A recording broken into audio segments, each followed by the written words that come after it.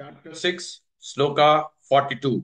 अथवा योगिनामेव अथवा योगिनामेव अथवा योगिनामेव कुले भवति धीमताम् कुले भवति धीमताम् कुले भवति धीमताम् अथवा योगिनामेव कुले भवति धीमताम् अथवा योगिनामेव कुले भवति धीमताम् अथवा योगिनामेव कुले भवति धीमताम् अथवा योगिनामेव कुले भवति धीमताम् अथवा योगिनामेव कुले भवति धीमताम् एतत्ति दुर्लभतरम् एतत्ति दुर्लभतरम् एतत्ति दुर्लभतरम्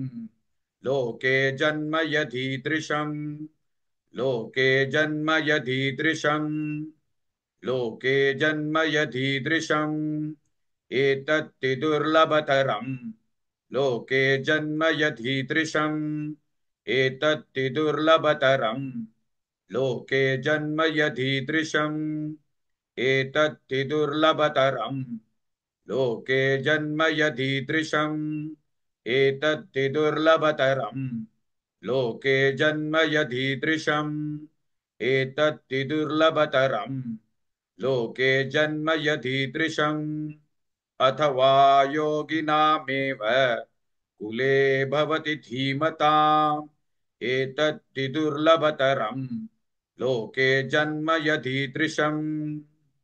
Please like and share this video because you could be instrumental in helping someone around the world recite the Srimad Bhagavad Gita, thereby helping them to have a life of unending opulence, victory and prosperity. This is mentioned in chapter 18, Sloka 78.